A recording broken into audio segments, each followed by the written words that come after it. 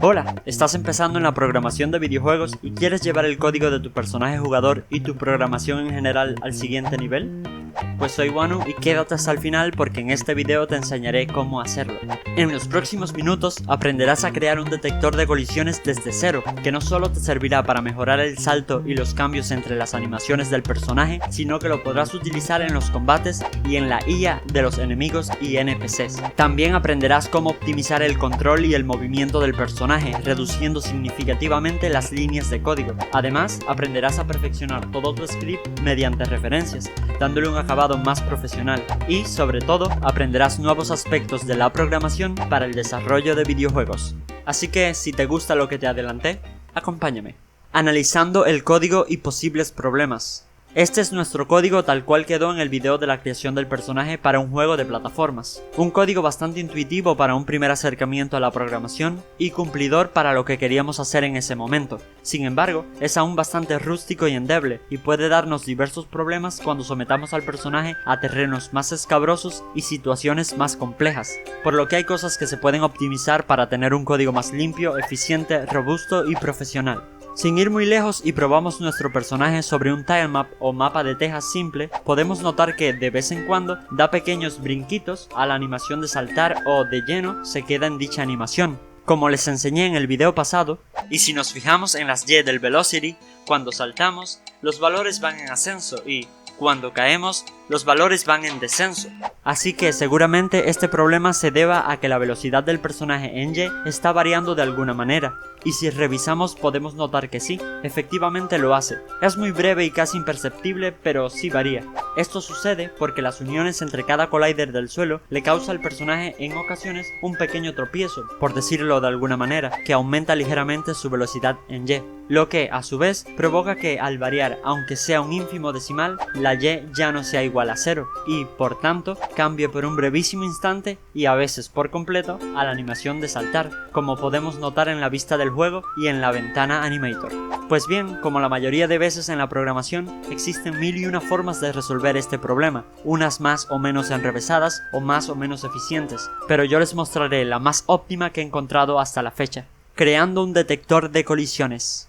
Se me ocurre crear una especie de detector que fungirá como pie del personaje, un círculo invisible que determinará cuándo está tocando el suelo y cuándo no, y este detector nos permitirá prescindir de algo tan voluble como la velocidad.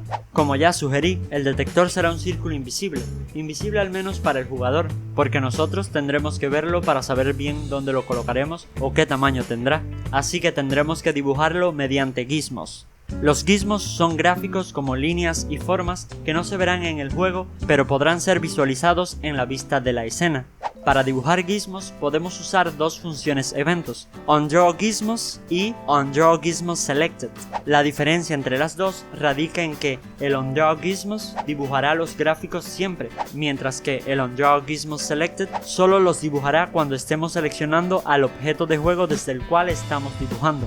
Para esta ocasión voy a usar el onDrawGizmosSelected. Cabe resaltar que, como función evento que es, debe escribirse fuera de las demás funciones eventos, como Start, Update o Fixed Update. Y ahora, dentro de esta función, dibujaremos el círculo escribiendo esto de aquí, y dentro de sus paréntesis especificamos las propiedades del círculo, el centro o la posición en la cual se dibujará, y su radio, o sea, el tamaño del círculo. Como queremos que siempre siga el personaje, tenemos que darle como posición la misma posición del personaje. ¿Y cómo se hace esto? Pues fácil. ¿Cuál es el componente que le da la posición a un objeto en el espacio de juego? Efectivamente, el componente Transform. Así que escribimos newVector2 para empezar a establecer la posición. Esto lo hacemos así porque en un espacio de dos dimensiones, la posición viene dada por el eje X y el eje Y. Y en X pondré transform.position.x, o sea, la posición en X del personaje. Y en Y, lo mismo, pero con la posición en Y del personaje. Cabe resaltar que el código Transform en minúsculas es exactamente lo mismo que escribir esto otro, pero abreviado. Lo próximo es escribir el radio, el tamaño del círculo, y para esto crearemos una variable pública tipo float que llamaré radiocírculo para poder modificar su tamaño desde el inspector. Y para declarar la variable, como es pública y tipo float como otras que ya tenemos, no es necesario establecerla desde el principio, perfectamente podemos poner a todas en una sola línea separadas por comas. Esto es lo mismo que esto, pero ahorrando espacio y tiempo. Ahora, si vamos al inspector para ponerle un tamaño al círculo, y si tenemos activado el botoncito Gizmos para que se visualicen los grafiquitos, podemos ver el círculo e ir estableciendo el tamaño que precisamos. Yo creo que en 0.02 está bastante bien con respecto a mi sprite. Sin embargo, queremos que el círculo esté en los pies del personaje, pues será el indicador de si estamos tocando o no el suelo, por lo que tenemos que modificar un poco su posición. Así que vamos a crear una nueva variable pública para modificar la posición desde el inspector, pero esta vez será tipo vector2, porque usaremos su x y y en la posición del círculo, y la llamaré, ¿adivinen? Posición círculo. Entonces a la posición x del personaje le sumaré la x de esta variable, y a la posición y del personaje le sumaré la y de esta variable. De esta manera esto le añadirá a partir de la posición del personaje el número tanto positivo como negativo que le indiquemos tanto en x como en y. Yo terminaré dejándolo en esta posición. Pero claro, como ya mencioné, este círculo es solo una representación gráfica. Ahora tenemos que programar el círculo físico, por así decirlo, el collider que detectará si tocamos o no el suelo. Para esto nos dirigimos al update, ya que, como les enseñé en el video de la creación del personaje, el update es una función evento que se está ejecutando constantemente, por lo que si queremos que el detector esté todo el tiempo pendiente de cuándo tocamos o no el suelo, el mejor evento para establecerlo es en el update. Y las palabras mágicas que escribiremos para crear el detector circular serán estas. Si nos fijamos en los parámetros que necesita, hay que especificarle la posición y el tamaño, que serán justamente los mismos que los del dibujo del círculo, ya que este será su representación gráfica, por lo que la misma posición y tamaño que tenga el dibujo del círculo, también lo tendrá nuestro detector circular. Sin embargo, este código tal cual está ahora detectará cualquier colisión, incluida la del mismo personaje, por lo que tenemos que especificar que solo detecte aquellos objetos que consideremos suelo. Para esto iremos al inspector y en Layer, capa, le damos a Add Layer para agregar una capa que llamaré suelo. Ahora seleccionamos el o los objetos que queramos sean suelo y los identificamos con dicha capa. Entonces nos volvemos al código para especificarle al detector que solo detecte la capa suelo. Para hacer esto ponemos una coma luego del radio y, como vemos en las sugerencias, tenemos que agregar el layer mask, o sea, la capa que queremos detectar. Así que pondremos un 1 seguido de dos signos menor que y justo después establecemos el número de la capa que queremos detectar. Ahora nuestro detector solo detectará los objetos que pertenezcan a la capa 8, o sea, la capa suelo. Con esto ya tendríamos hecho nuestro detector, y para usarlo de forma más versátil, meteremos este conjuro dentro de una variable que llamaré en suelo, puesto que efectivamente su función será decirnos si estamos en suelo o no. Dicha variable será tipo collider 2D, y no hay necesidad de hacerla pública. Ahora podemos hacer uso de nuestro detector escribiendo simplemente la palabra en suelo.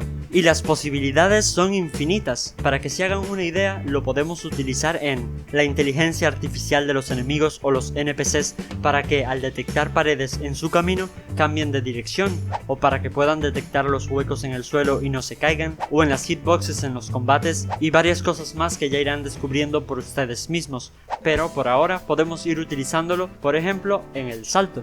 Ahora podemos prescindir de la velocidad y en su lugar usar el detector para verificar si estamos o no tocando el suelo. Si en suelo es verdadero, o sea, está detectando la capa suelo, entonces vamos a poder saltar. Cabe resaltar aquí que, como la variable en suelo funciona como una especie de booleano, escribir la palabra en suelo sola es lo mismo que poner en suelo es igual a true, pero abreviado. De igual forma se puede abreviar una comparación negativa escribiéndola así.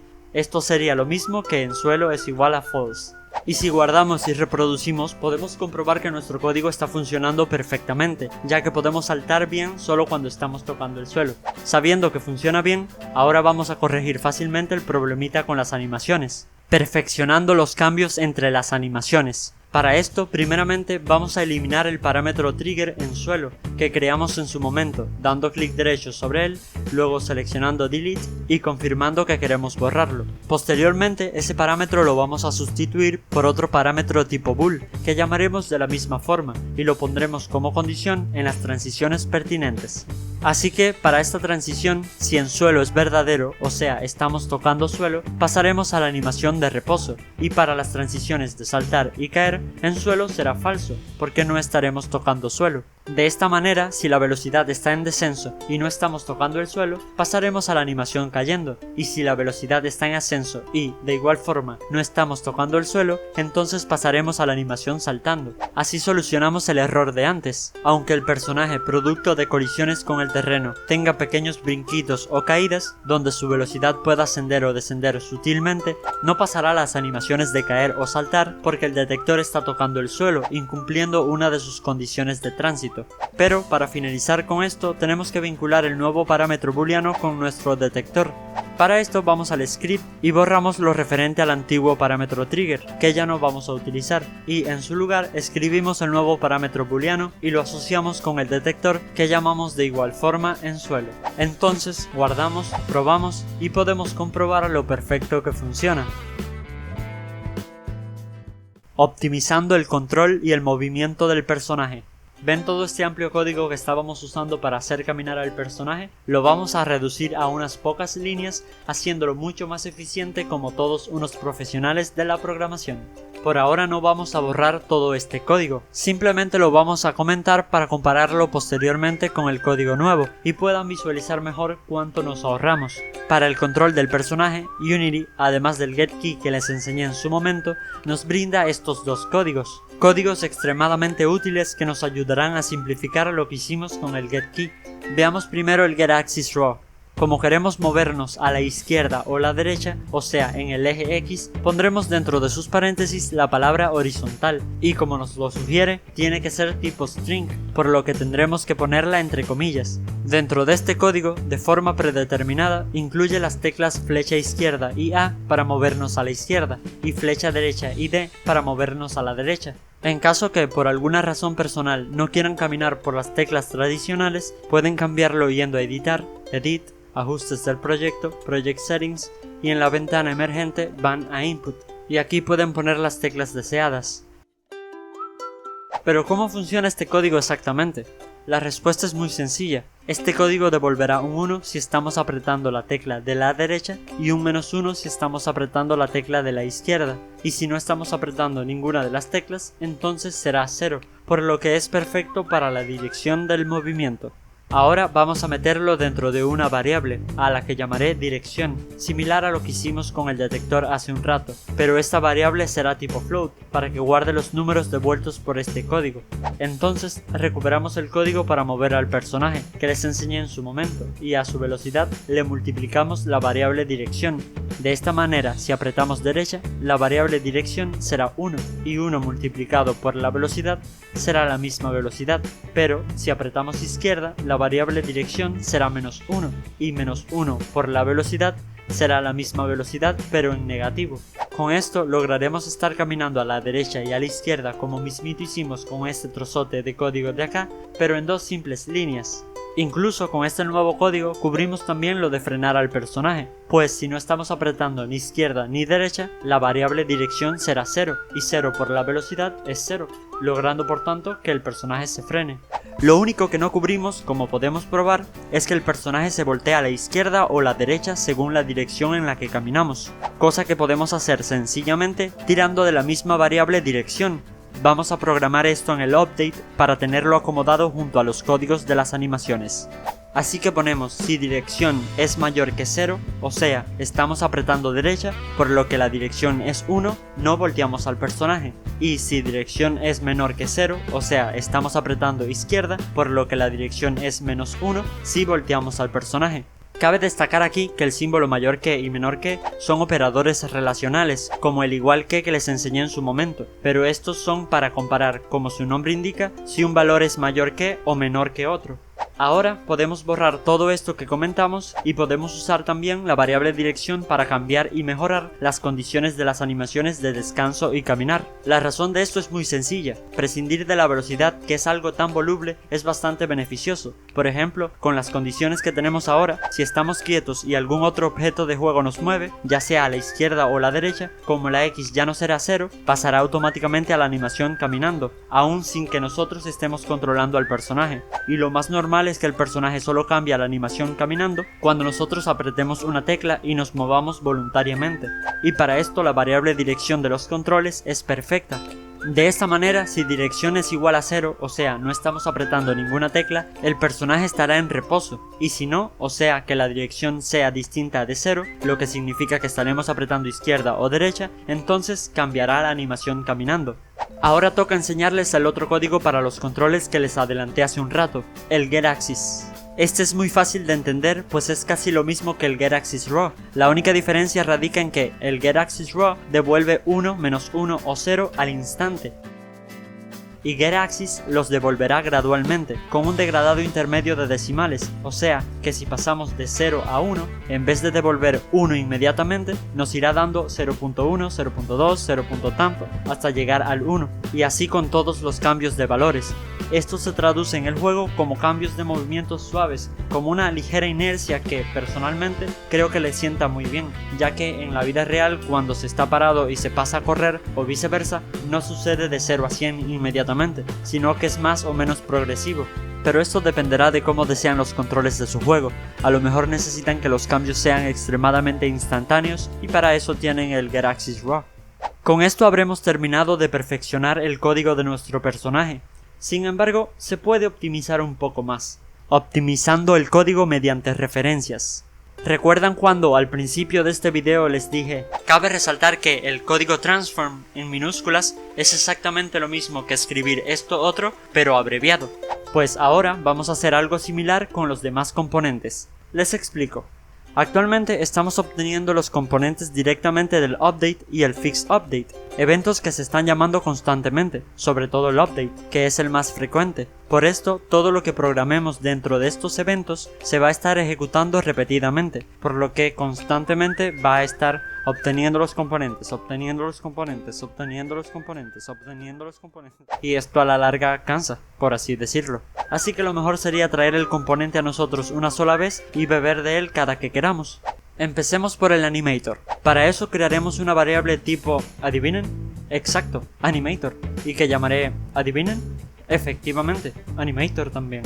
Y ahora, en vez de buscar el componente una y otra vez, como sucede al escribirlo en el update, lo obtenemos en la función evento start, ya que esta función solo es llamada una sola vez, justo antes que inicie el update, cuando el script es activado por primera vez en la escena. Ahora lo guardamos dentro de la variable creada y cuando inicie nuestro personaje en la escena, el script obtendrá el componente animator creando una referencia de ese componente. De esa manera, en vez de estar obteniendo el componente una y otra vez durante todo el juego, solo lo obtenemos al principio y ya tendremos su referencia para usarla cuando queramos. Todo esto, además de reducir el consumo de memoria, nos evita tener que escribir todo este conjuro una y otra vez, ya que solo tendremos que escribir el nombre de la variable. Ahora vamos a hacerlo con los demás componentes.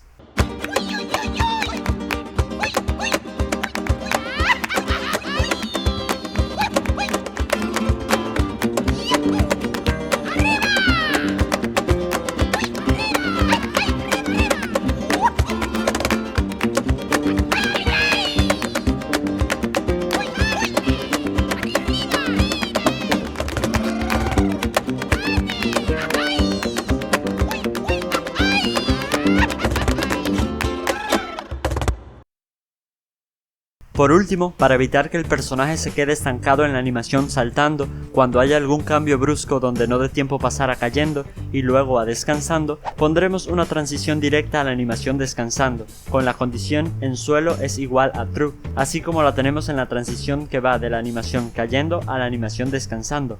Con esto llegamos al final del video, espero les haya servido y me gustaría recordarles que muchas de las cosas vistas aquí son cosas que estaremos usando en la programación general de cualquier videojuego en Unity. Por ejemplo, cuando en el futuro inicie la serie para la creación de un Metroidvania, seguramente reutilizaremos este código por completo. En el desarrollo de videojuegos, no siempre tendremos que estar escribiendo código desde cero. Cuando llevemos un tiempo programando, no solo acumularemos un montón de experiencia, también iremos construyendo una buena biblioteca de códigos que podremos reutilizar, ahorrándonos mucho trabajo. Y tener desde el principio un código de personaje optimizado y robusto nos evitará un montón de frustraciones y pérdidas de tiempo en un futuro. Ahora sí, me despido y nos vemos en otro video o por algún rincón de internet. Chao.